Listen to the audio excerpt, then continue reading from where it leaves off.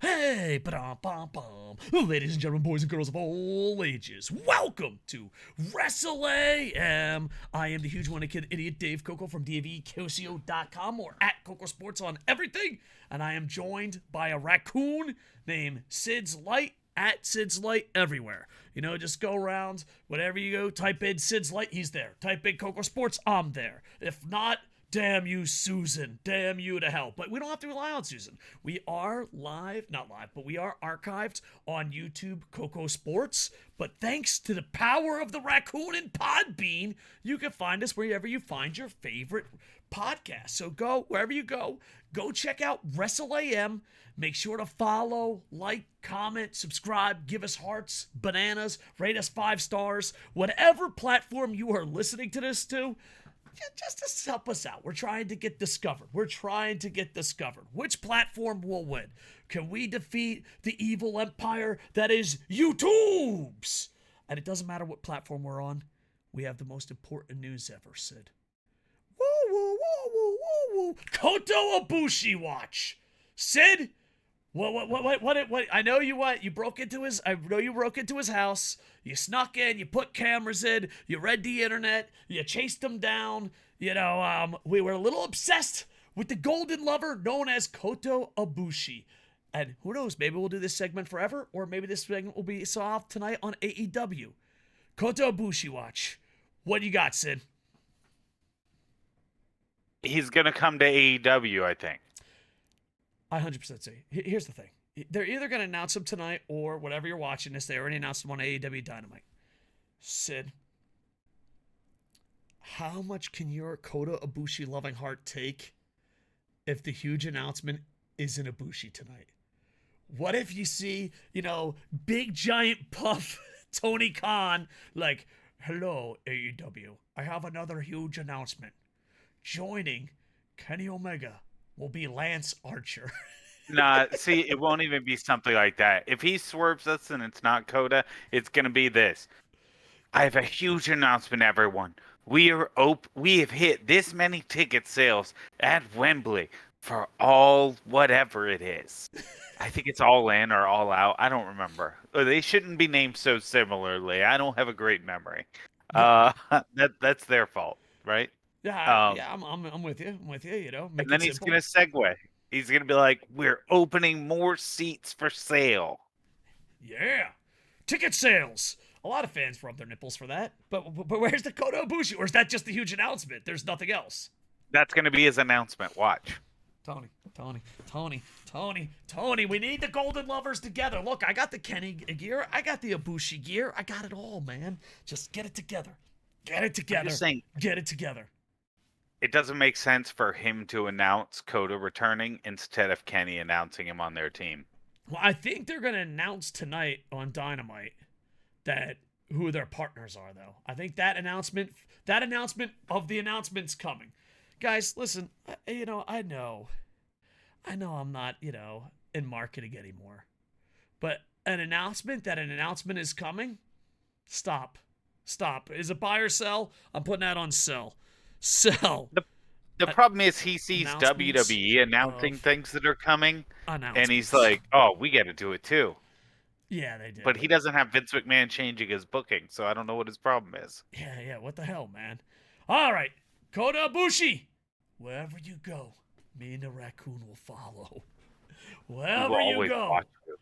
Listen, I'm really anti-guest. I really like, where did you break into the business? How dated the armbar? What do you think about this? I'm very anti-interviews. I will interview Kota Ibushi without a translator, and the whole conversation will be like, you're Ibushi. I love you. I love you. I fucking love you, man. I love you. He's one of the top five of all time. All right. Speaking of, it's safe to say everyone loves Kota Ibushi, or you rub your nipples to a different corporation. But it doesn't matter. I think everyone loves this next guy. We're talking about Big E update. Big E update. There you go. Oh, Jesus. I pressed the wrong button. I set it up, and there's even a little note that says, Dave, don't press the wrong button. And I pressed it. I was like, where's Big E? And then I read my own note to me. Don't forget to press the wrong button. Big E's back. No, he's not. Let's go read what we got here. I'm reading this off Wrestling News. Former WWE champion Big E was the guest After the Bell with Corey Graves. All right. I realize my time on the road has definitely made me a nomad, and as hard as it is, we often complain about the travel, but I also realize I think I need to travel. I can't sit home for too long. I get bored, but I love jumping into different projects. I think one of the things... Dude, okay, listen. WrestleNews.co. Bro.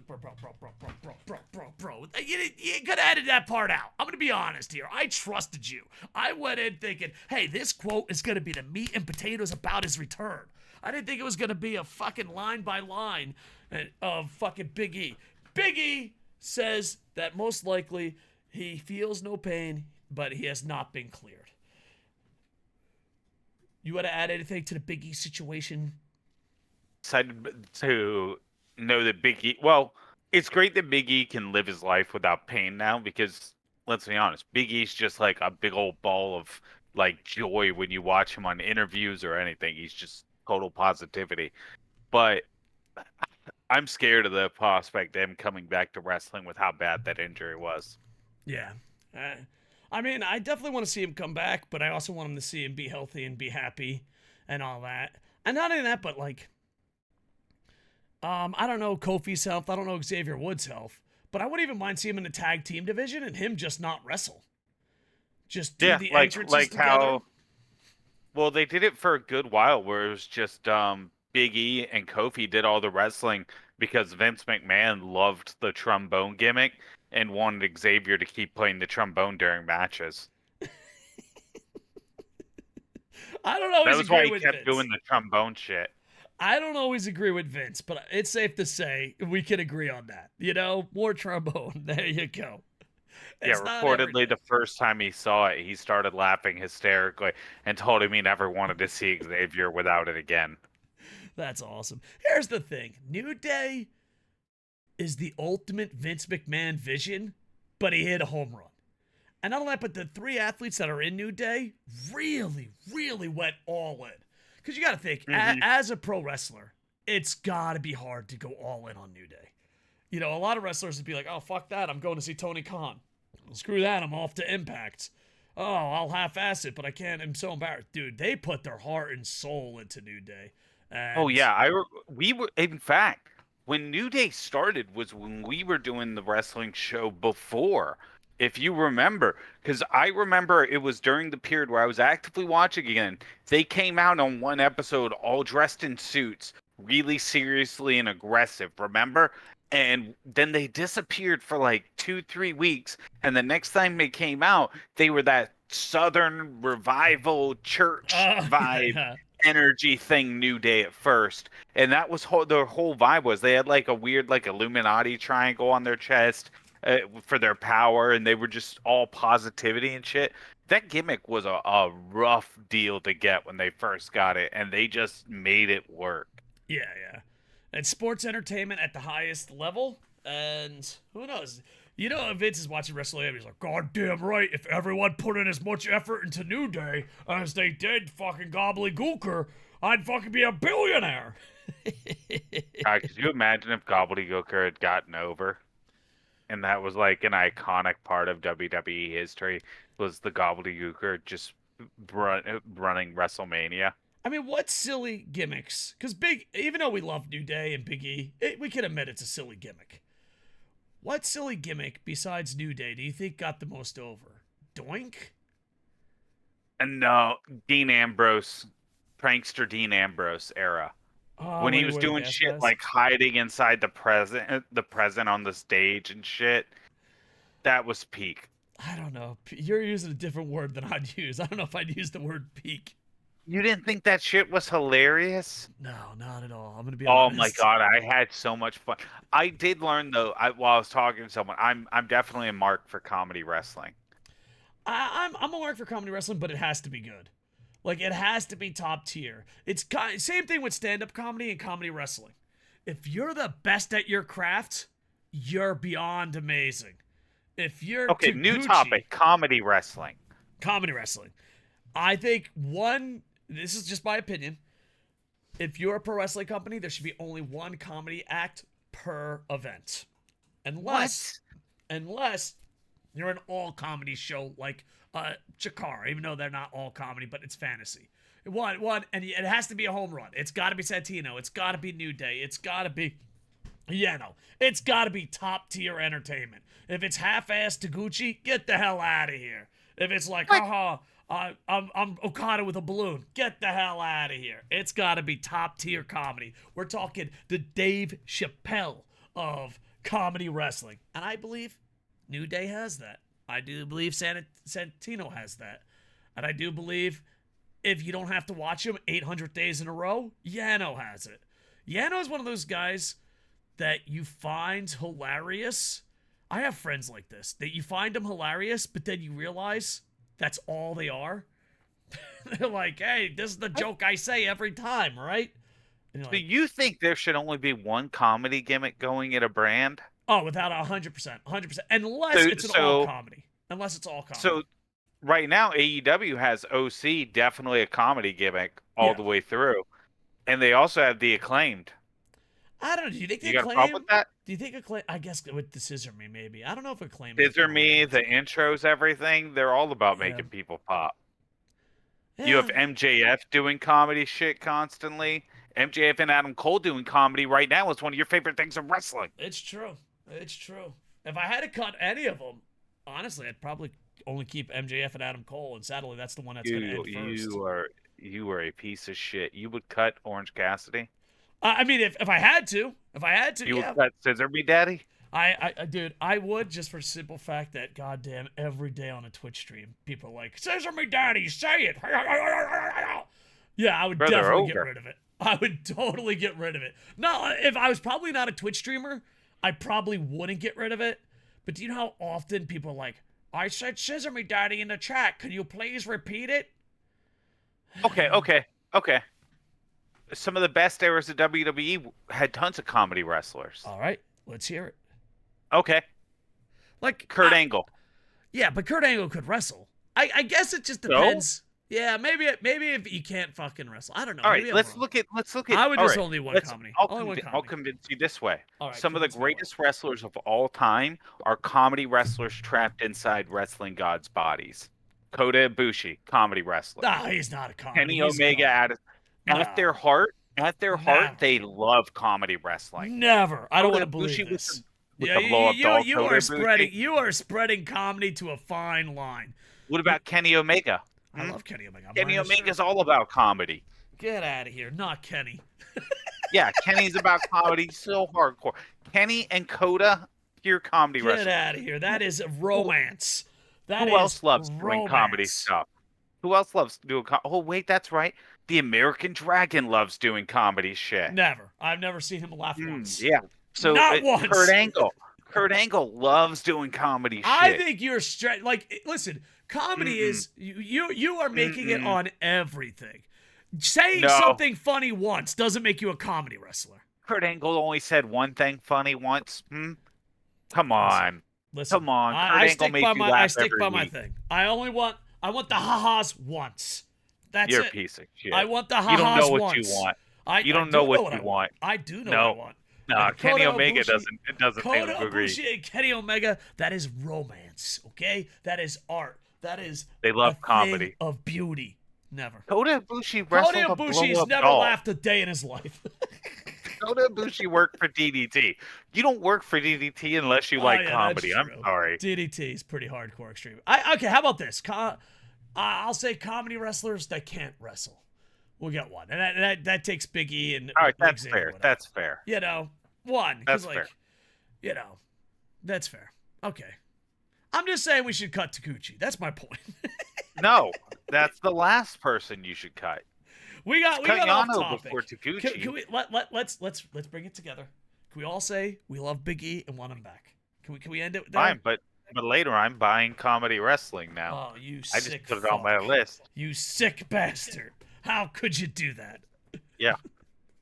I wrote it right next to Corey Graves' mustache. Next, WWE likes changing stuff really fast. This is for PW Insider, Mike Johnson reporting.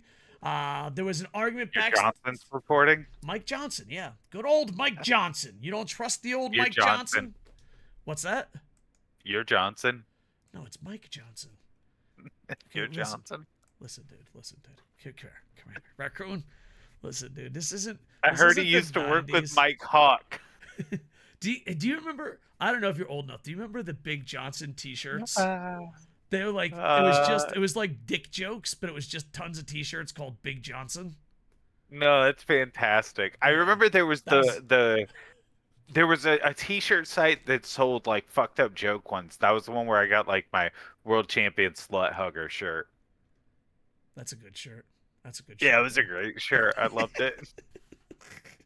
Speaking of shirts, WrestleAM. Buy the shirts now. There you go. We got our own Including the new logo version. Hell yeah. All right.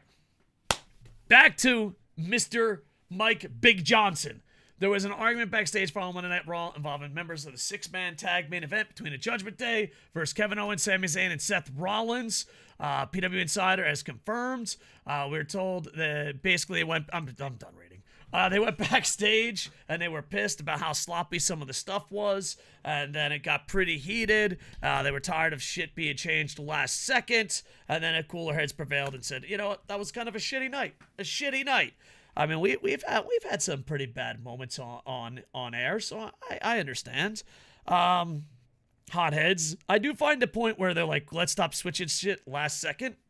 I don't know if that was the wrestlers doing that. Well, Vince. reportedly from what I had read, it never got physical, but they were upset because of part of the frustration was changes to their match that were made last minute, which led to bad performance in the match. And I'm guessing one of those spots was Finn Balor and Seth had a move where they commentary said Seth countered the sling blade, but it just looked like a really bad botch.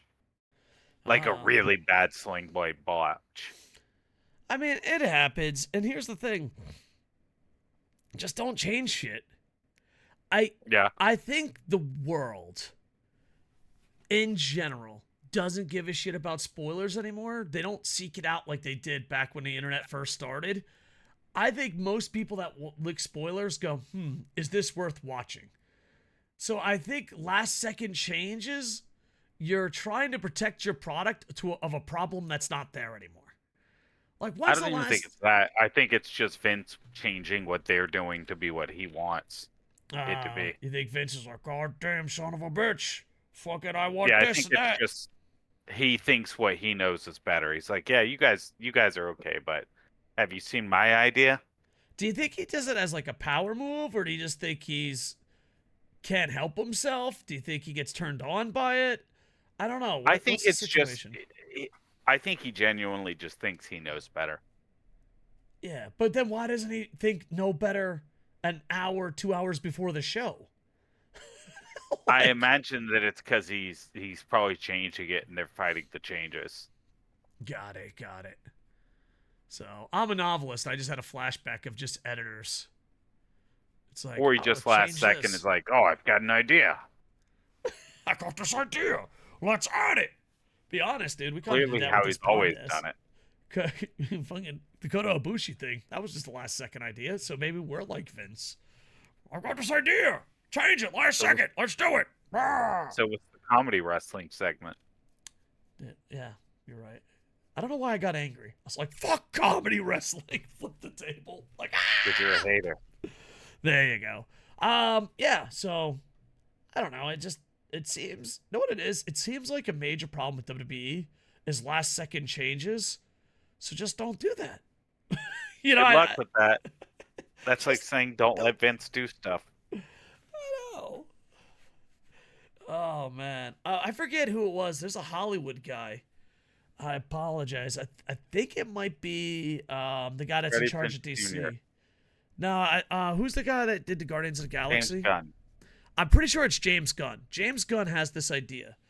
And if it's not James Gunn, I apologize. But I remember hearing an interview, a director says, we have a time limit. And he goes, throw out all your ideas. And then when we say this is final, we're not going to change anything.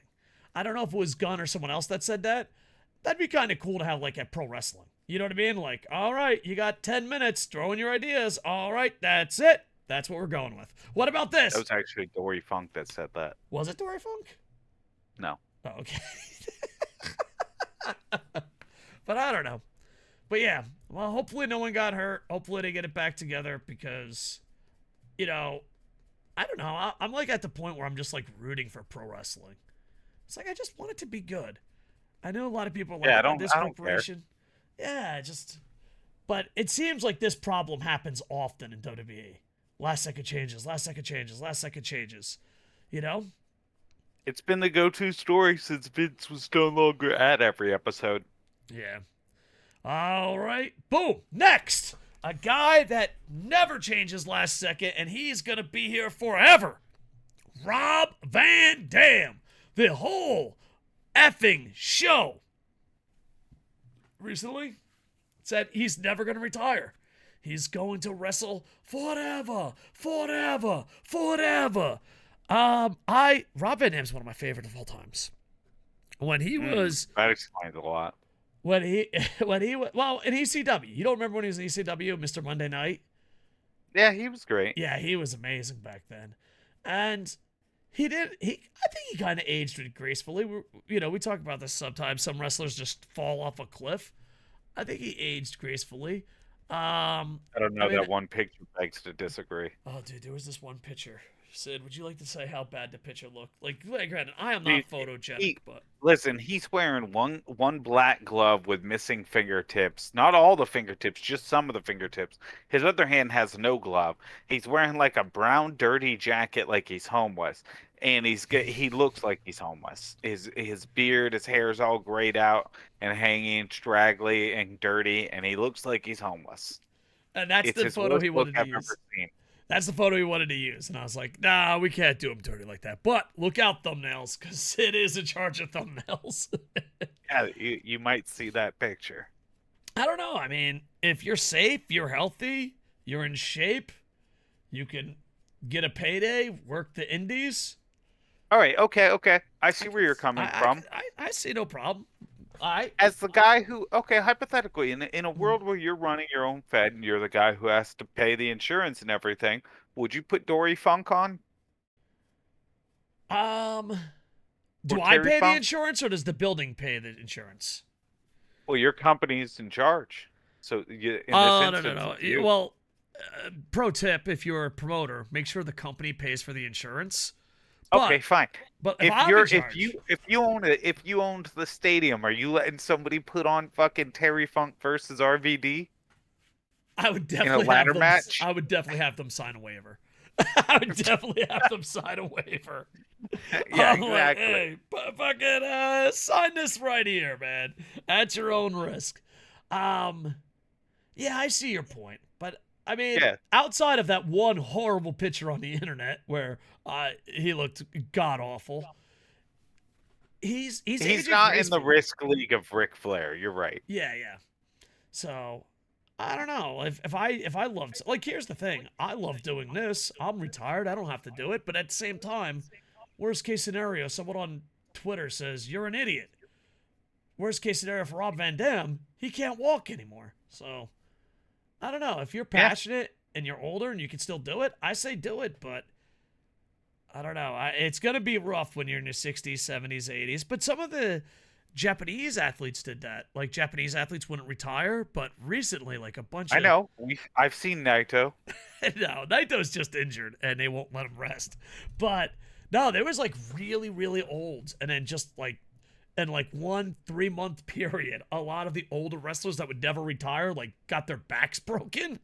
So I don't know if one of the Japanese guys on the indies was Bane, but they were like, all right, we might have to book some of these younger guys. We might have to book. It was the young lions shutting them down. They're like, "This is bullshit. Geto won't book us." It's like, I won't get that shot at that New Japan Noah glory if I can't get over on these old guys. So I don't know. I wish Rob Van Dam nothing but the best. Be safe, but as long as he ain't hurting anyone, he's not getting hurt. I say let it fucking ride. Let it ride. So, because like when I see him on Impact and other wrestling shows, he does not look bad. Like, here's the thing. If I saw him the way he looks on Impact, I would still book him. If he sent me that photo that we saw on Google, I'd be like, bro, I ain't booking you, man. Like, I am sorry, not bud. booking you, man. But yeah. I don't have anything for you. It's like, I can't do it. Rob Van Dam, good luck, sir. Maybe Rob Van Dam, Noah? Make it happen. Oh yeah, Right. put RVD in the G1 so he could die on TV. Speaking of the G1, Rob Van Dam is not there. I have a goal, Sid. I'm going to cover Noah and New Japan every G1 N1 and event this summer. Will I fail? Okay. Find out on Kocosports YouTube. G1 is the big tournament coming up. Let me check this out really quick. I'm reading this off Monthly Polis. I'm just going to go over the blocks, and then you tell me your predictions. You know, we'll go more in depth on a separate video, but, you know, the G1's right around the corner. Also, if you are a WWE fan, AEW fan, and you're a little scared to get your toes dipped into the New Japan waters, the first 2 nights of the G1 are free, and they usually have some really good matches. And it's only like $10. If you can afford it, I think that and Wrestle Universe is totally worth the money. And Stardom too, if you can afford it. Dragon Gate. Okay, there's a lot of streaming services. Services. Wrestling has more streaming services than regular TV does. All right, so here we go. We got it. Block A. You got Sonata, who's the IWGP champ right now. AEW fans know him as the guy that beat Jungle Boy. You got Chase Owens, Hikaru, Narita, Shota, Yota, Tsuji. Dude, I've been living in Japan for 30 years. You want to F it my world? Put a TSU sound. I can't do it. I can't do it to save my life, dude. And I've been here 20 years.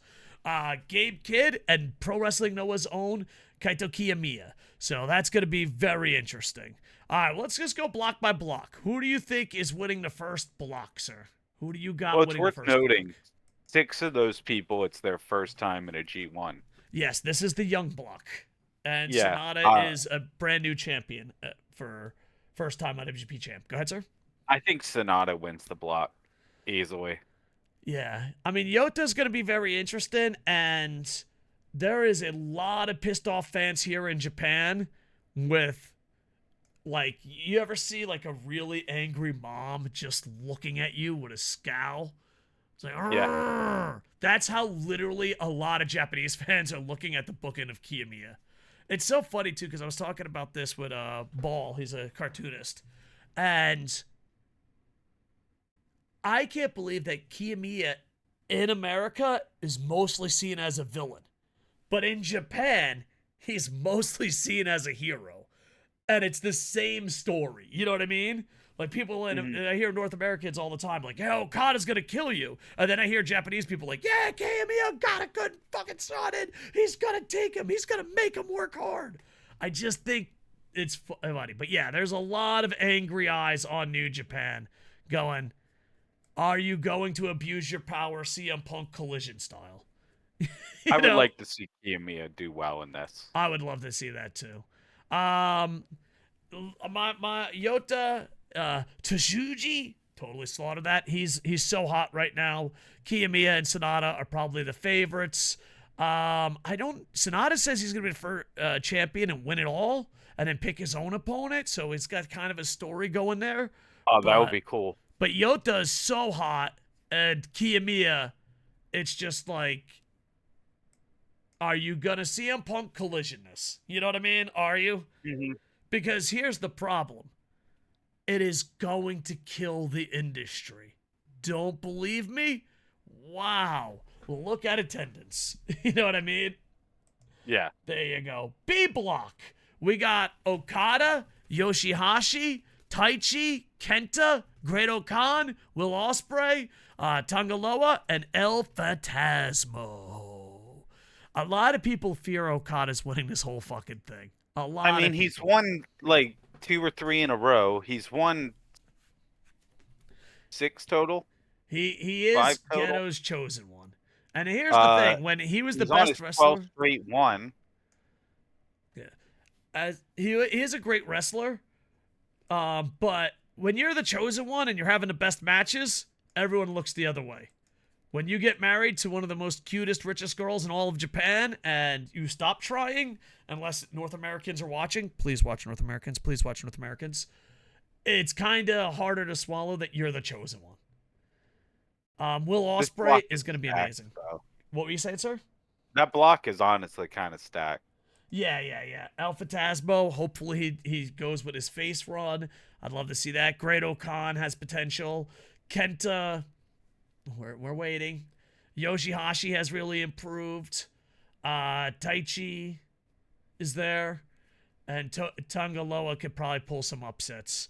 I'm thinking it's Will and Okada, just because of name value. That's where I'm leaning too. Is Will and Okada, or I wouldn't mind seeing Kenta go through, just because Kenta and Eddie have a continuing story, Oh, that and to does be able make to sense. play it out in the next round of the G1 would be cool. Yeah, and of course 4 blocks, and they have themselves a different type of playoff system than the usual. I don't think this is my opinion. I wonder if this is going to be the sleeper, because I could see Will. Because you got to remember, the winner of this is going to main event Kingdom, and Okada will most likely, if he's healthy, be taking on. And this is just me looking at the facts. Not the facts. Me looking at the clues. These are not facts. But it looks like Okada gets Bryan Danielson. Will Ospreay gets Kenny again. I mean, I could be wrong. I'm just looking at the breadcrumbs. So this could be an upset block. I think a lot of hardcore fans will be upset if Okada wins this. Will Ospreay main eventing against Sonata? That would... I'd buy tickets to that. But I don't know. Honestly, when I think about it in terms of who from the group is going to face Sonata, I don't hope any of this group ends up winning the whole thing. Interesting. All right, C block. Okay, guys, I'm so immature. Every time they say block C or C block, I'm like, take out the BL. Every fucking time. I'm mature. I'm mature. I'm a retired man. David Finlay, Ishii, Evil, Tamatonga, Shingo, Aaron Henry, Eddie Kingston, Mikey Nichols. Go ahead. I know you're very high on Eddie Kingston. Go ahead, sir. I want Eddie Kingston to win this round. I would like Eddie Kingston to win the whole thing, honestly. Eddie Kingston main eventing Wrestle Kingdom? Ooh, that would be interesting. That would be beyond interesting. It could be great. I think Eddie Kingston is slept on by a lot of people. Eddie Kingston 100%. is amazing. Even last week we talked about the Dudleys. I hate the brawling style of wrestling, and I still enjoy watching Eddie wrestle. And he can cut promos. His promos are amazing. Will do anything. And on top of that, it might... I know it sounds weird, but it might make the AEW New Japan relationship work better. It's like, hey, look, we pushed Eddie Kingston to the moon. There would They're be clearly more favorable of him synergy. because they gave him the Open Championship. Yeah. I think that was the one he got, right? The strong open weight. I don't know. He's just a strong champ. It might be open weight. Okay. He's the main strong champion. I don't know if it's open weight or not. I apologize. Okay, because I know Kenta was the open weight champion. Yeah, he's the main champ. Okay, then yeah, that's who he beat. I didn't know the main champ was. They had the word open in it. If we're wrong, please yell at us in the comments. But he's the main champion of Strong. If it's the Strong Open champ. Yeah. I don't know. Not so fast, my fellow Freds. I think Shingo has to do something. Or, like, what's the point of Shingo? You know what I mean? It's like, now or never for Shingo. It would be interesting. I think Shingo Eddie would be really strong. A sleeper could be Ishii. I don't think the winner comes out of C block. I don't think the winner comes out of C block. The only person coming out of this block I could ever imagine winning is Eddie. And even that, I think, is a long shot pipe dream. Don't sleep on Shingo. Shingo's pretty goddamn good. And not that, but a lot of people thought Shingo should have been champ, but okay, I'm going to say this slow because people fucking, for some reason, this blows my mind. Timing is important. When you win the title matters. When you push and get lost matters. Momentum and timing is a thing. Noah, New Japan, AEW, and pro wrestling in general. Like, people are like, "Oh, you're happy he won it." It's like he's 16. Like, oh God, it makes me so angry when it comes about timing. Listen, Kenny Omega at 8 years old isn't ready to be the title collector. Kenny Omega now and years past, yes. Timing matters. And Shingo's timing window seems to be closing.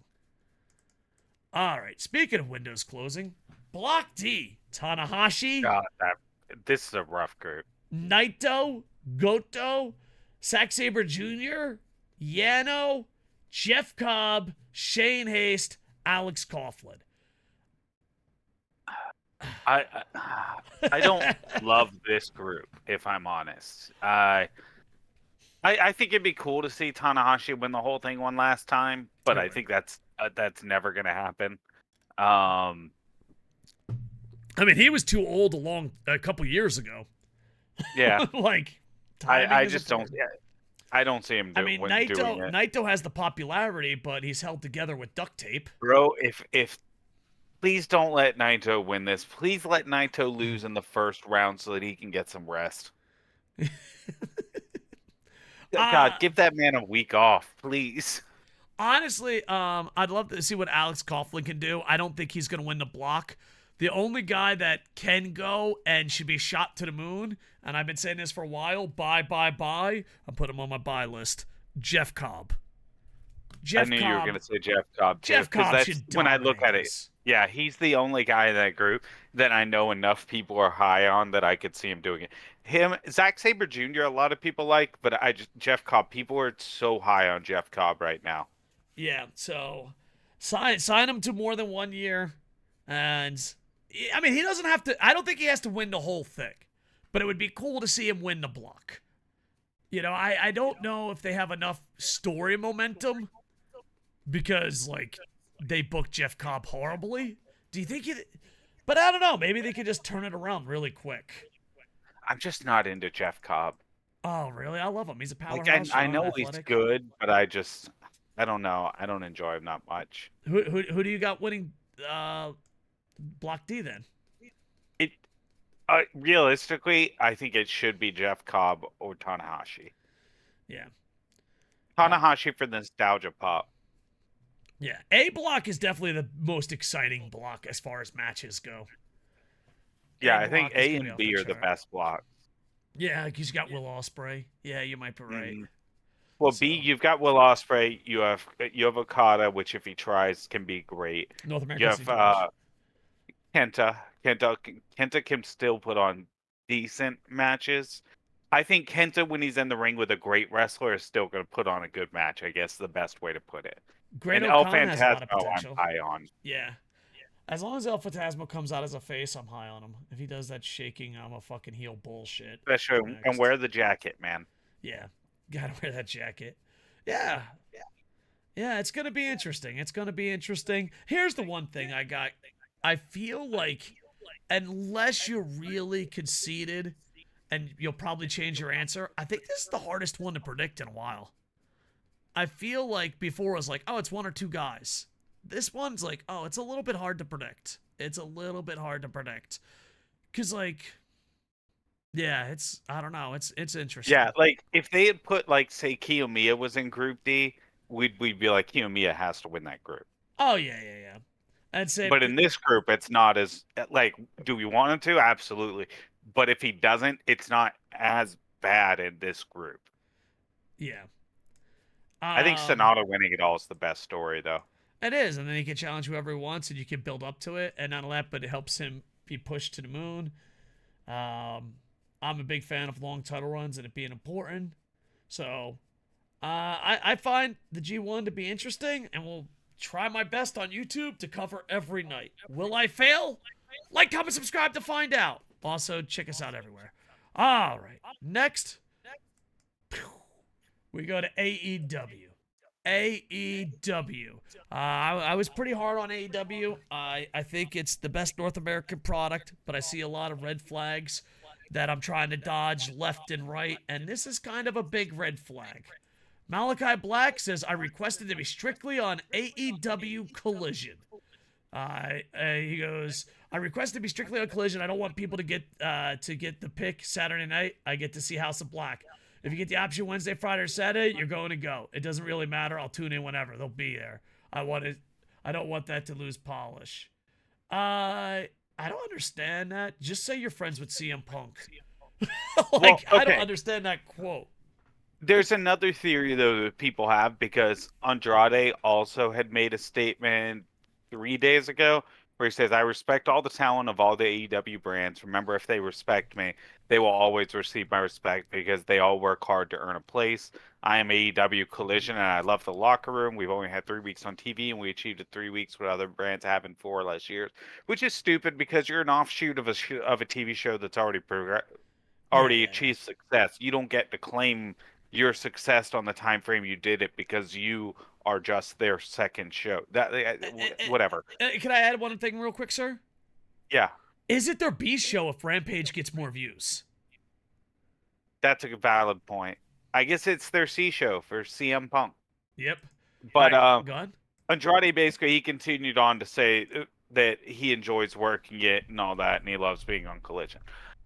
Some people are pointing out that a big part of it is probably because Andrade, the people who have said stuff about it, Andrade, Brody, and Malachi, or was it Buddy? It was Andrade, Malachi, and someone else in House of Black. Have all said something.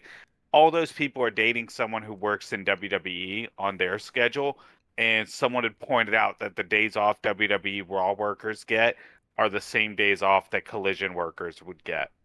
You know what? I just stepping in here, retired PR guy. That would be a million times better if you said that. Oh yeah, 100%. It would be a zillion it's great times because I get to see my fiance or my girlfriend on the week. Because here's the thing, like when you say, "Oh, you got to see me on Collision," I'm like, "What a piece of shit!" Is my instant fucking answer. But if you say, "Oh, I get to spend time with my family if I'm on Collision," I watch it without calling you a piece of shit. And it makes sense on paper because when you think about it, Dynamite and Rampage do happen on the most dead night for WWE main roster stars, which is the middle of the week for them. Yeah, so I just find it weird. We've talked about this. We hate the idea of a brand split. We hate the idea of we're on this show, we're on that show, because the bottom line is, if Kenny leaves, I leave. That's the bottom line. Your brand doesn't feel strong enough to justify a split. Yeah, because like Rampage used to be my favorite show, but they made it like the other two. So now Rampage is the same as the other two. And Collision, if you ask anyone that isn't a corporation, you know what I mean? They love corporations more than human beings. Mm-hmm.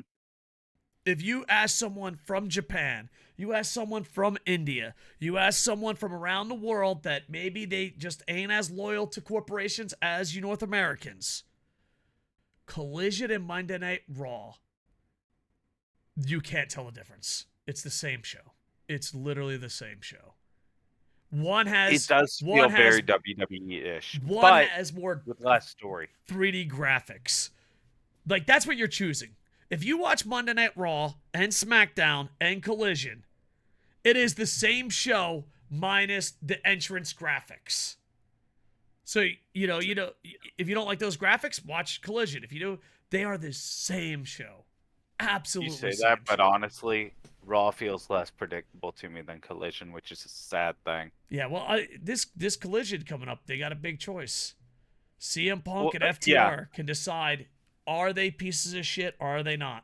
We'll find out. I don't know. Do we have that later as a topic? Or... No, let's add it right now. We'll add it into this segment. Okay, because this was something that I know we had both wanted to talk about.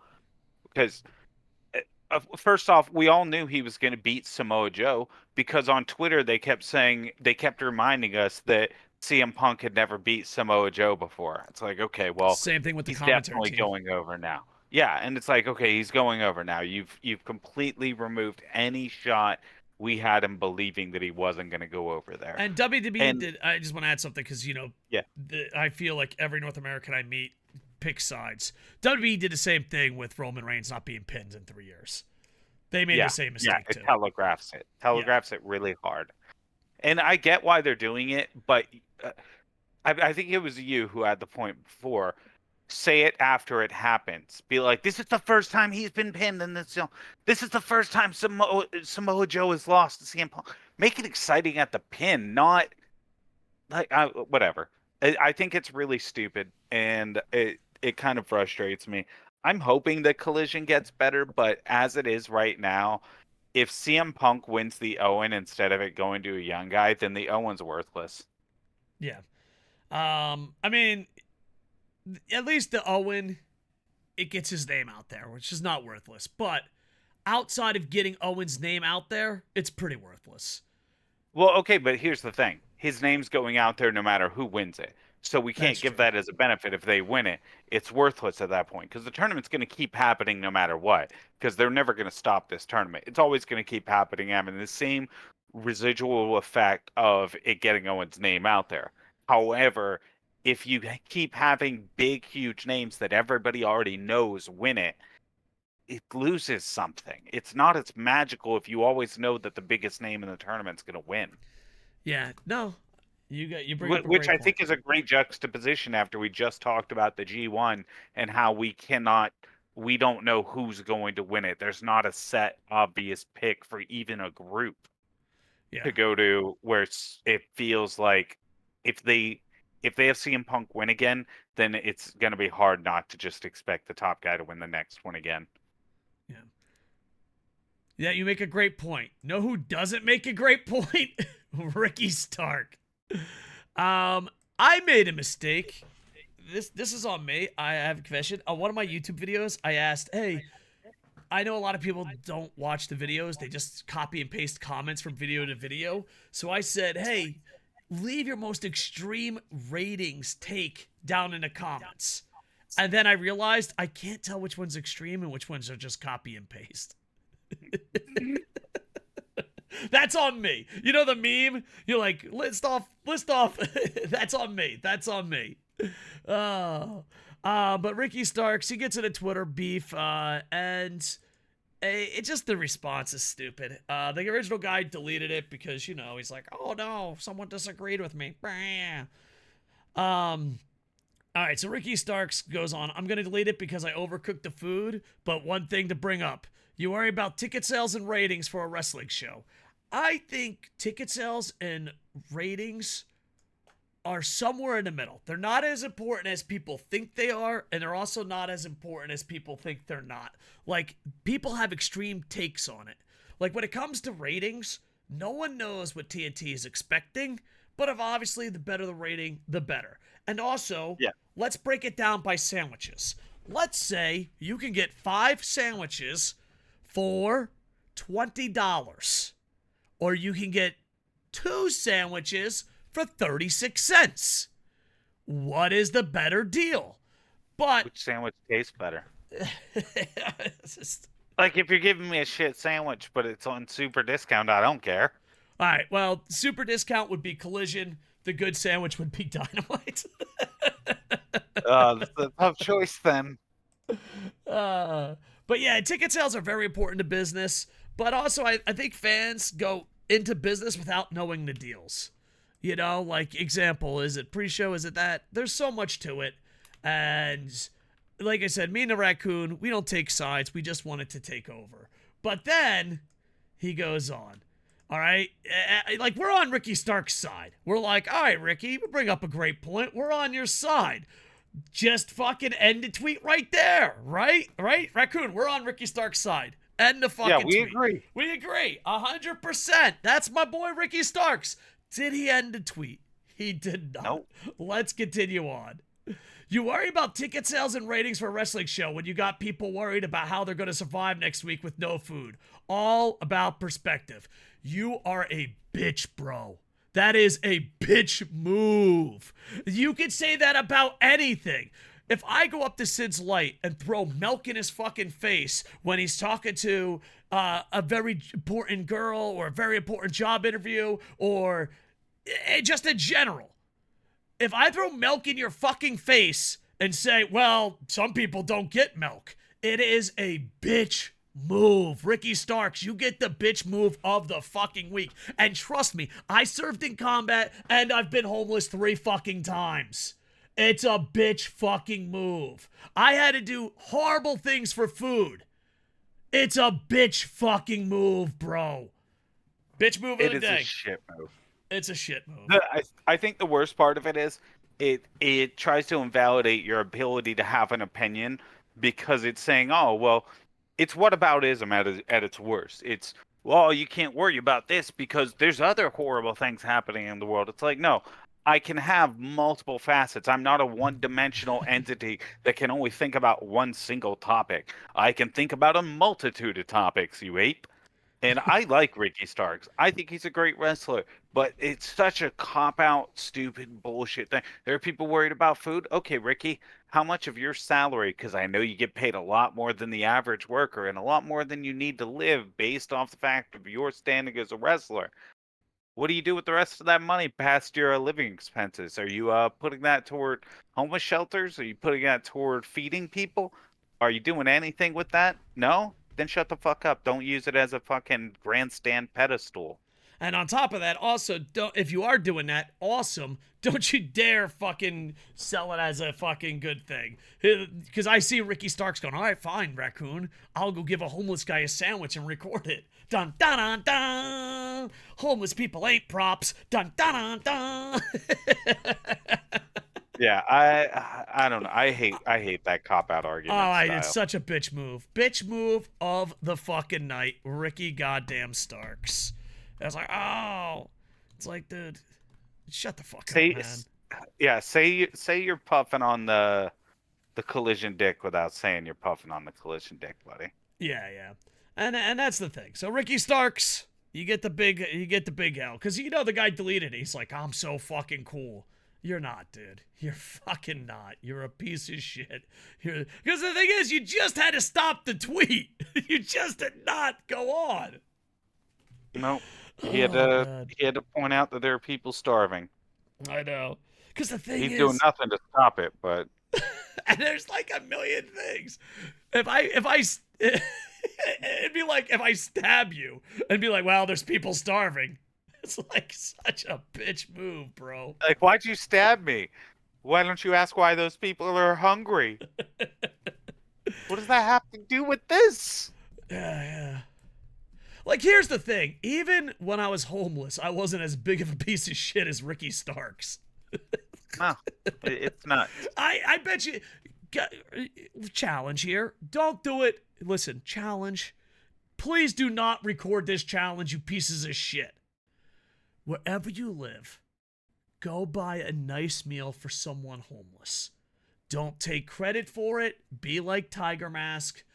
Just go, give someone something, Japanese style. You go, you give it to them. You don't record it. You don't say anything. Give a quick hello. If you want, you could have a conversation. Just go do that once. That's all we're saying. Let's turn Ricky Stark's dick move into something good. While I don't like people recording it for just the clout, I do think sometimes it's nice to have it recorded. Like I saw one like a month ago, I want to say. It was a guy. He went up to these guys outside of a Home Depot, and he's like, hey, I'm looking for 3 guys for work. You guys want to go with me? And, the 3 guys, they agree. Well, he had asked them in Spanish and everything. They hop in, and he takes them to Disneyland instead. I did see that one. And he pays for them, and he records it. I'm glad something like that got recorded because it's important to have things that are positive recorded to act as a balancing factor against all the negative things. So while, I think some people recording and doing it just for clout does suck, they're still at their core. They're still giving that person food. They're still doing something positive and putting positivity out there in the world in a way that can be helpful to counterbalance all the shit. That said, you could definitely tell the people who are doing it just for clout and doing it to one specific person, and those people suck. All right, how about this? You can only record it if you're bringing them to Disney World, and you have their permission. Fair. Take them to Disney. Ricky Starks, we love you, dude, but sometimes you just gotta stop that tweet a little bit short, buddy. Sometimes you gotta stop that tweet a little bit short. Twitter fingers got you in trouble. And speaking of Twitter fingers, Evil Uno. We're talking AEW for Fight Forever. We're going to combine 3 or 4 things here and answer one of questions from the YouTube machine, because this guy brings up an interesting point. A question to manners, but, we don't have manners online.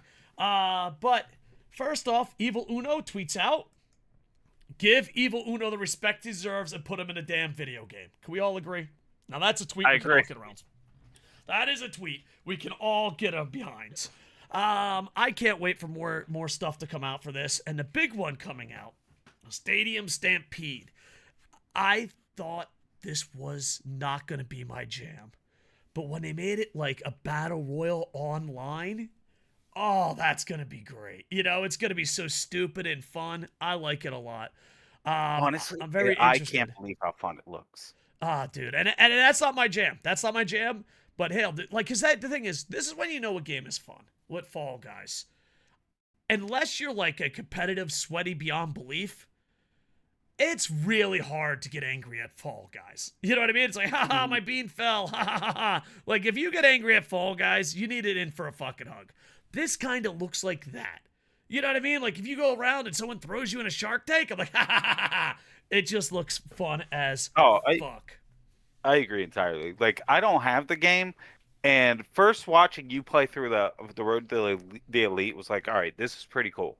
And now they put out the Stadium Stampede thing, and I am adamantly against battle royales. I hate battle royales. I don't enjoy them. I think they're stupid. I can't stand the fact that the whole point is just based on RNG.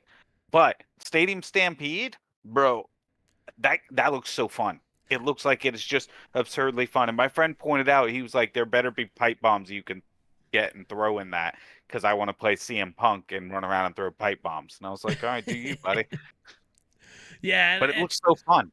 It does look fun. I'm looking forward to it. All right, Sid, I would do this, but there's a part of me, I thought this was hilarious. But then there's another part of me going, oh, God, the internet doesn't understand sarcasm. I'm gonna buy you the game, but record myself and be like, what a good friend. What a good guy I am. I support that. I know. I would put it up sarcastically, but then people would be like, I don't get it. I don't get it. What's he doing? I don't fucking get it. But yeah, looking forward to it. Now, this guy brings up a great point. So let's go. This is at SoulDrum86. He sent it the other day, and this is what we talked about AEW and said not many people are giving it fair reviews, but overall, I enjoy it. And he does bring up some great points.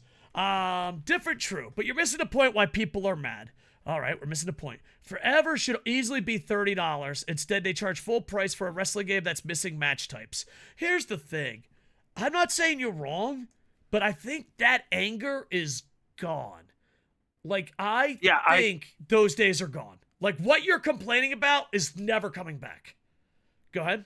Okay, I think that with AEW, we're at a one of those positions where it's definitely a wait and see what they do. So if we go forward and they don't release anything else for free, everything else they release after Stadium Stampede is paid content only, then the $60 price for entry is steep. If you're just going to keep adding, because realistically, when it came out, it's missing wrestlers that are core. Evil Uno, for instance, it's missing a ton of wrestlers that are core wrestlers in the promotion. It's missing a lot of match types. It doesn't have created wrestlers sharing in any way, even if it's just a code you can share. It is missing features that we would consider to be fundamental for it to be a full game. But if they add those things as free content, like if they add a way to share creative wrestlers and it's free, If they add a way to do like a universe type mode or a franchise type mode, and it's free, if they keep adding things and they don't charge people for them, then it's in a world's better position and instantly becomes quickly worth that $60 price tag. It comes down to how they start pricing all the things they're adding, though. They Yeah, could either go down Shit's Creek, or it could honestly be a great thing. yeah. And he goes on, instead they charge full price for wrestling game as missing match types, various match types, not a single player offline modes. RTA is very weak. I disagree with that. After winning titles, you don't even see the belt on your character. It depends what suit you're wearing, but yeah, the game is fun but flawed. The roster's outdated. Should have more key wrestlers have been there since 2019, 2020. Here's the thing. I see why you're angry, but like that's just video games and it's not a yearly release. It's like, Yeah, I think that's the big thing is people have to remember this isn't intended to be a yearly release. This is intended to be a one that keeps getting updated. yeah. And simple fact of the matter, the game is like 4.5 out of 10. I think that's a bit harsh. Missing way too much content to be worth the asking price. I don't know. Maybe I like what you're mad about has already happened. And it's happened at WWE. It's happened everywhere. On top of that, paid for DLC to update the game. That's a tough pill to swallow. It depends what. If it's rosters, I don't think so. I don't know. I just think It what you're depends what if complaining it's about rosters, is who just the they're video adding. game business now. Evil Uno Like, should be free. if that's the case, like what you're angry about, it's already too late. It's like, oh man, the government has too much power. Dude, you missed out on that. That's too late. Oh man, you know what? I think what you're angry about is great points, but that passed and people have done it and it's not a yearly release. Now, it is a risk, just like buying most video games. I mean, WWE 2K is a risk. NBA 2K is a risk. EA Sports, oh my God, that's a risk every time you go to buy. UFC 5 is coming out. I just think what you're complaining about and attacking AEW for is the video game industry. And that boat has sailed. I just think it's gone. So we appreciate it and we like your input. And maybe I'm in the wrong because I didn't bring it up. But as a Twitch streamer and someone who plays video games from around the world, it's like, yeah. You know, in the future, it would be like in a couple years when everything goes digital and people are like, I can't believe they don't sell hard copies. It's like, well, yeah, that's the future. I'm not saying you're wrong. I'm just saying it's something I didn't think about because I'm used to. And I think it's too early to assess. What's that? I think it's too early to assess it. Yeah, we have to give it a little time to see what they do. Because, like I said, if they start charging for every DLC they add, yeah, it looks real shitty. But if they aren't doing it all the time, and the ones that they're charging for feel like it's added value, that's great. Like honestly, I still say because I told you before, if WrestleMania after they did WrestleMania, if WWE put out a DLC that was just WrestleMania attires, people would buy it like crazy. People would be all over it. If AEW did the same thing where when wrestlers changed their attire, they sold the alternative attires, people wouldn't care. Yeah, and on top of that, like he's even getting responses like WWE, it's half the price of WWE and all that. I just think it's video games. I just think that's video games now. I think that's the world we live in. And I think the fact that it's not a yearly release gives me hope. And we'll see how they handle it. Like if Stadium Stampede is free, they handle it pretty well. If they charge for New Japan, Stardom, Impact rosters, that would be amazing. Stadium Stampede is a free DLC. So then yeah, we're on the right ways. And also too, like I think the biggest problem, and Sid brought this up earlier, is we have to be able to share our creations.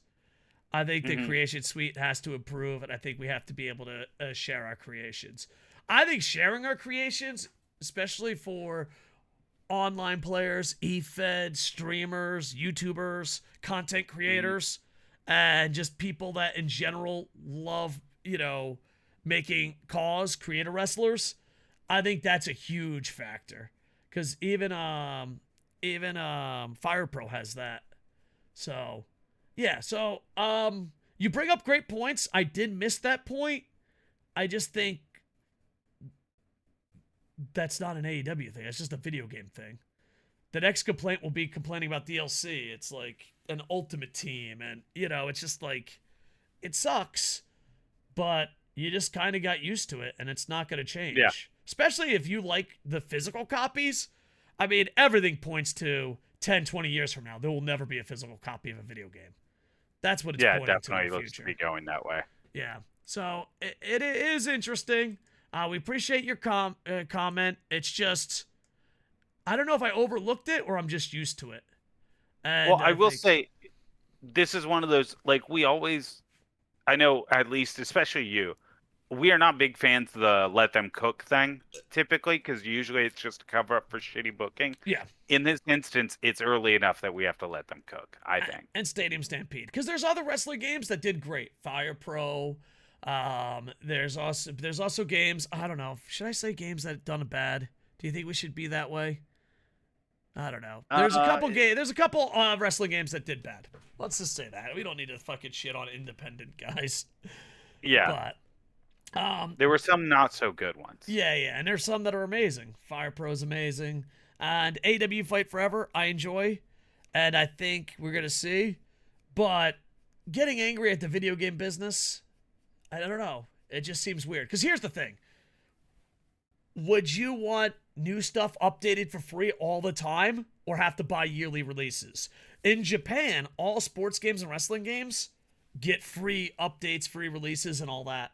So it's just the video game market has changed. And if you're angry with it, you can be angry, but I think it's too late to change it. It's kind of like me and SidsLight when it comes to AEW brand splits. We're angry because we're like, we might have a shot at stopping this. But when it comes to WWE, dude, we're not stopping the SmackDown Raw brand split. Those days are over. Those days are over. Yeah, that's a ship that's sailed. Yeah. It's like, hey, so being angry that there's not more options, it's going to be free later, I think that ship just sailed. I think it has. And I don't know, because think about how great sports games could be. Power Pro in Japan. I don't know. Am I getting too nerdy? I might be getting too nerdy. But I hope that answers your question. You do bring up a great point, but I think it's a point that's lost already.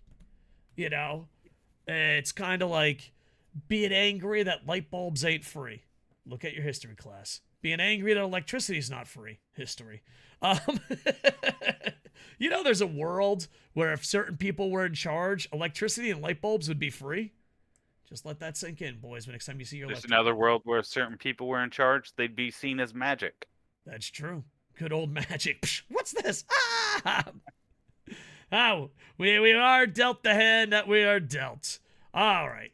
Next, speaking of magic, the Four Pillars. This question comes from Boom Boom. We will be still doing Stumped Idiots on YouTube, but if there's a question or comment that's the podcast that's worthy of a segment, we'll do it.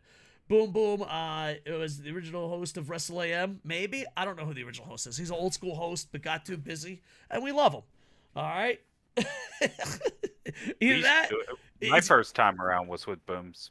Listen, it's either we love Boom Booms or SidsLight killed him and threw him in the river. One of the two, go with what you want to believe. Why do we have to go? Why does that have to be one of the options that I'm a murderer? No, because how people over-exaggerate when there's a new host? I can't believe it. You just got me investigated. Hey, man, I'm sorry. I'm sorry, dude. The Pineapple Man is fine. Pineapple Man's fine, and we love him. Here's his question. All right. MJF, Sammy Guevara, Darby Allin, and Jungle Boy are promoted as the Four Pillars of AEW. Do you agree or disagree? Why? If not, then who do you think are the real Four Pillars of AEW? And if I could be a little bit of a nerd here, I think pillars, a lot of people see it different. To me, the way I see it is if you take away a pillar, it falls. I don't think these are the four pillars. You take away Jungle Boy, no one notices.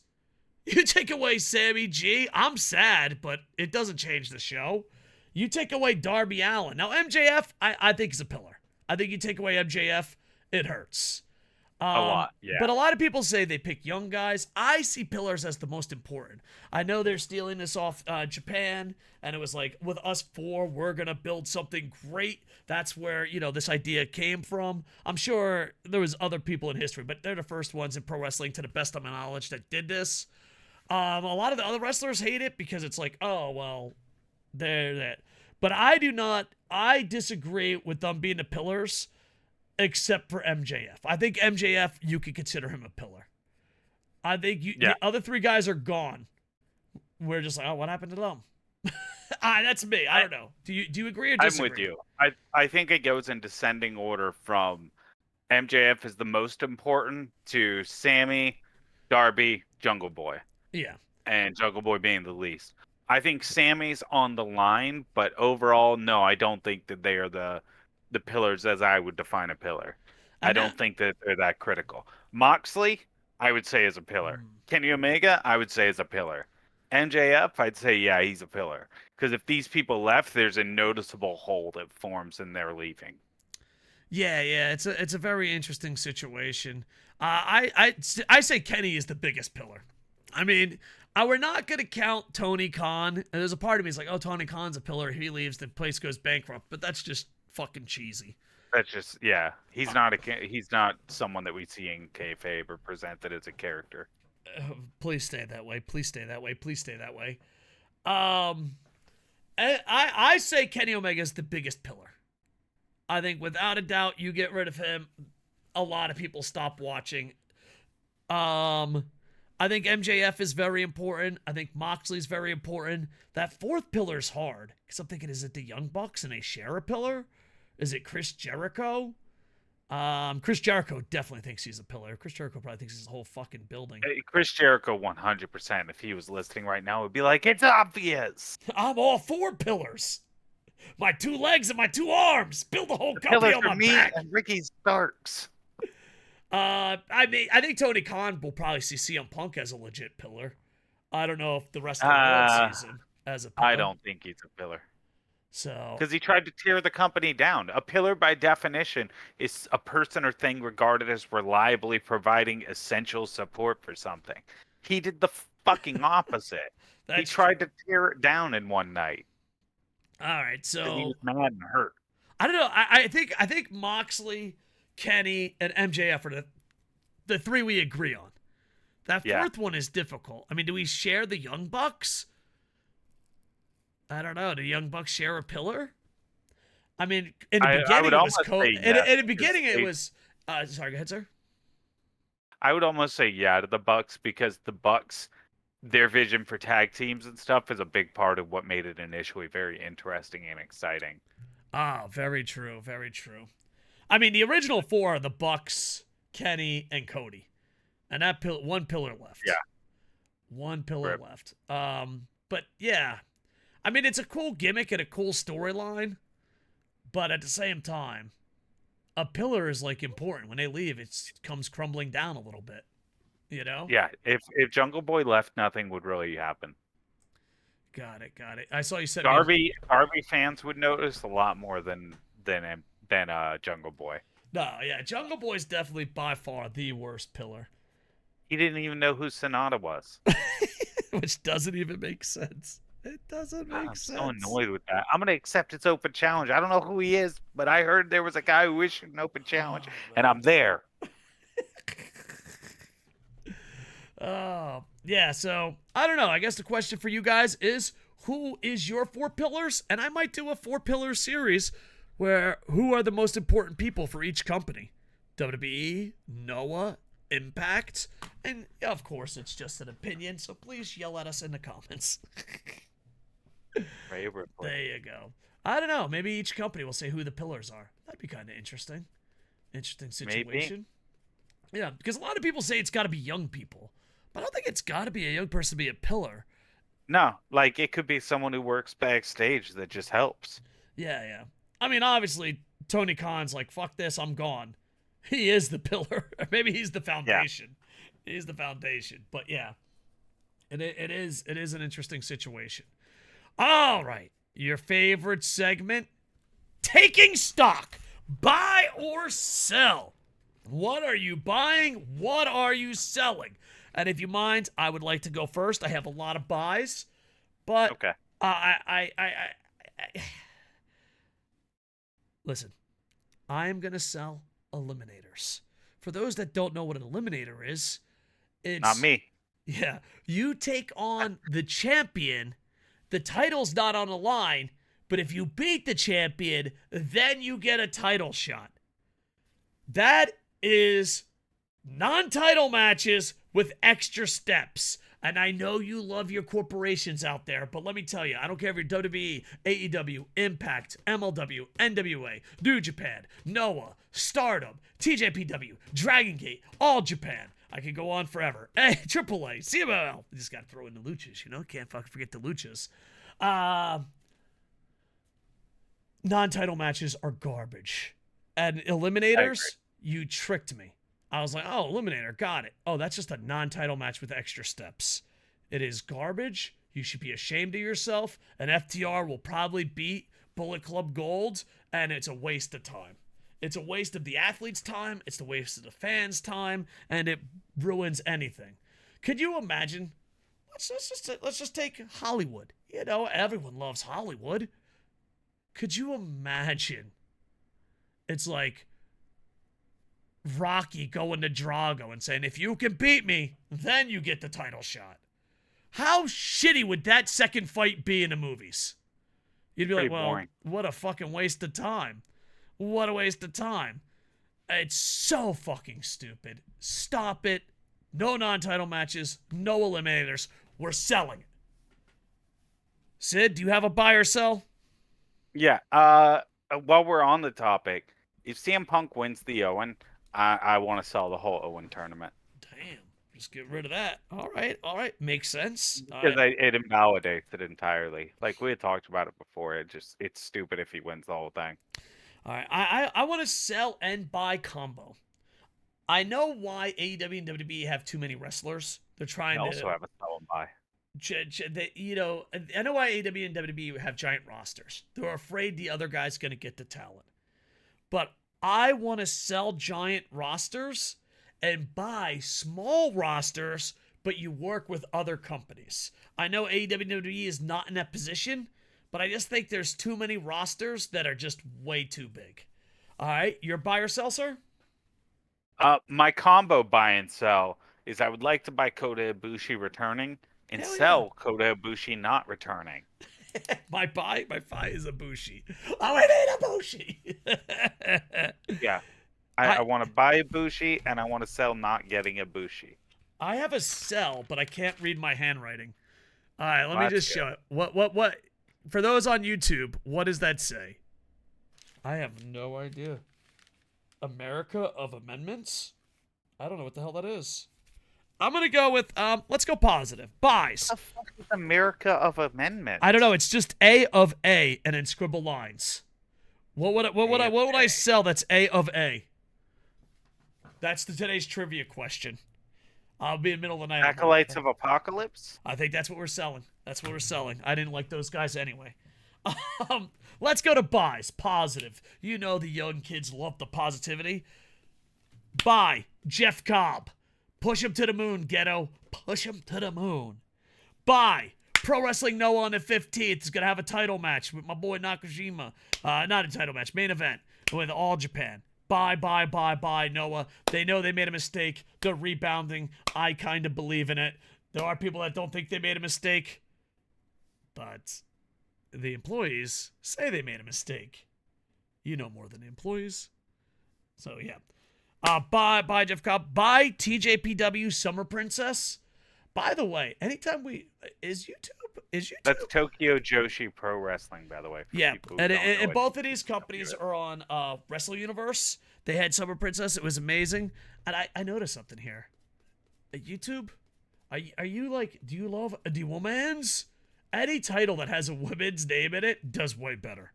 Maybe we have to start women's segments. If I was just chasing views, I'd cover just women's wrestling. Yeah. That's the way. I think it talk is. Talk about Ronda every day. Yeah, just talk about Ronda. Talk about Mercedes Moné. Talk about you guys love the women's. But yeah, if you love the women's, Wrestle Universe, TJPW Summer Princesses. And that's it. And I would sell All right. A of A. What is A of A? We'll never know. Good job, bud. No problem. Let me tell you, that A of A though, he's on the sell list. You tell him, look out. I'm selling Corey Graves' new mustache. Corey Graves has a new mustache? Yeah, he's got like a mustache with like one of those little goatee things. He like Doc Holliday. He has Doc Holliday's facial hair, but he just looks like a pervert. Yeah, that's the problem with mustaches. Too many with mustaches look like a pervert. He looks like a pervert, and Vince McMahon already did it. You got to wait to change yours to a pervert look. Do you think he did it to like blend in with Vince? Like, hey, oh my God, what if he did? What if he was like, oh, Vince likes his mustache, I'll grow a mustache. Here's the problem. There's too many perverts with mustache. I never planned on having a beard, but I grew a mustache, and then it was the playoffs. I'm like, oh, I'm gonna have a playoff beard, and my wife like grabbed me by the cheese and biscuits, if you will, and she goes, "You're not shaving your beard. If you're gonna have a mustache, you're keeping the beard." I was like, all right, fine. And here I am. I look like a homeless bum. I look like the RVD photo we talked about earlier. Yeah, but at least you don't look like you live in a van and offer people candy. That's true. What? Who ruined mustaches? Or did everyone? Probably the guys who lived in vans and lured kids with candies. Yeah. It's like, damn you. It's all the people who can't grow full facial hair out there doing bad things. Yeah, maybe. I'm also buying MJF from Adam Cole because they're better than you, baby. And I've had fun every time they've been on my TV. I've had fun every time I've found clips of them doing it on Twitter or Twitch or anywhere else. It's been hilarious gold. And there's a wholesome thing to it. So MJF, he sent out a picture of when he was first starting wrestling at Creative Pro. When he first started there, they had him write down 3 names of wrestlers he'd like to work with.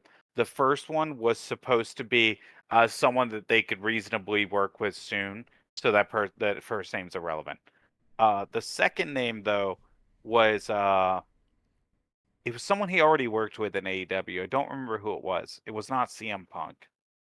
I don't remember who it was. No. I don't remember who it was. It was someone in AEW they worked with. He had that. But the third one's what mattered. Adam Cole. And I thought, how cool was that the third person on his list when he was getting started in pro wrestling of who he wanted to work with, Adam Cole, is who he's doing all this stuff with now. Yeah, no, that is really cool. I'm gonna sell MJF and Adam Cole breaking up because they're probably gonna break Cody Rhodes. Up. Oh, Cody Rhodes, nice. That was his number 2, so he did get to work with him. Oh, that's awesome. Yeah, I'm selling MJF and Adam Cole breaking up. You know they're gonna break up for some stupid ass title match on pay-per-view, but them not breaking up would be a lot cooler. It'd be a lot cooler if you didn't. The mixed tag tag tournament makes no sense outside of MJF and Adam Cole being pals. It's a weird tournament. I don't understand why it's happening. You have plenty of teams with gimmicks that you could have in a real tournament. Doing it during a tournament while you're running 2 tournaments already. Yeah. It makes no sense. It's crazy. They're going too far, I think. But hey, as long as we keep getting MJF and Adam Cole, I'm happy. And I saw someone had an idea that I thought was fucking gold. And their idea was that Adam Cole should be the one person that MJF doesn't turn on. Like he should always sort of be like a conscience for MJF. Where like no matter how heely MJF is, he's not a heel with Adam Cole. And I'm like, that would be great. I would love that. Yeah, I just want. I feel like Adam Cole got a fresh start. Because I feel like I didn't notice this until you said it, Raccoon. But I feel like Adam Cole was I'm the NXT guy waiting to start. And yeah, he was just Adam Cole for so long. Yeah, and MJF was like stuck as young people don't realize I'm just reading off a script from all the old wrestlers. It's like MJF found his own voice that was entertaining, and Adam Cole got a fresh start. I know we throw Tony under the bus a lot, but this is working out great, and it's scary because I think it's coming to an end. Oh, he's definitely going to turn on him. MJF loves pretending to be people's best friends. Yeah. And then he's gonna And turn he's on him. great at it. Remember And when he then did the sing along with Chris Jericho on the cruise? oh yeah, that was good times. Yeah, he's great at being people's best friends before he fucks them. Yeah, but the thing is, when he fucks him over, then he just becomes generic heel number 76. You know? He's like, "Meh, I'm a robot. I say Dusty Rhodes, evil promo 76." It's like CM Punk file 404 not found. Go to Roddy Piper. Heel promo 48. That was my Can't. last cell, by the way. All right, that's mine too. I thank you for stopping me. I would have done that Yeah, robot forever. someone had to. I didn't know how long you were going to go, and I was getting scared, so I was like, all right, I don't want I to be didn't know here when I was gonna stop either. I'm for so 30 glad you minutes of him stopped doing me. this weird robot thing. All right. SidsLight has been working really hard behind the scenes, so make sure to follow him on everything at SidsLight. He does horror reviews, video games on Twitch, and so much more. Follow him on the Twitter machine. Plus, we are now on Podbean, and that means we're on Spotify and a bunch of other places. If you are hearing this anywhere else besides YouTube, give us whatever thumbs up they have. If it's a thumbs up, a heart, a 5 stars, 3 bananas, whatever it takes, just show us, and we appreciate you. And I'm having fun with this, so I hope it does well. I hope it does well. Sid, any fun? And Good. right now, we're still trying to get on Apple and Google Podcasts, but we're on Podbean, Spotify, Amazon Music/Audible, iHeartRadio, Player FM, Samsung, Podchaser, Boomplay, and there are 2 more. YouTube, Kocosports. Podcast Addict and Deezer. All right, I didn't know there was so many podcast things. Dude, I remember I shout out to Toogie24 and Crash Andrews for giving us a little heads up. I went to a lot of my podcast friends and I was like, oh, I just remember we used to upload it to the places. And they were like, dude, you're old. Everyone's using Podbean these days. So Podbean, thank you. And check out The Second Turnbuckle by Toogie24. I always like when you ask for help and people give it to you. That's a sign of someone being awesome. Go out and help someone today. Don't record it. Just go out and help someone. If the only way you'll help someone is if you can record it, though, then record it.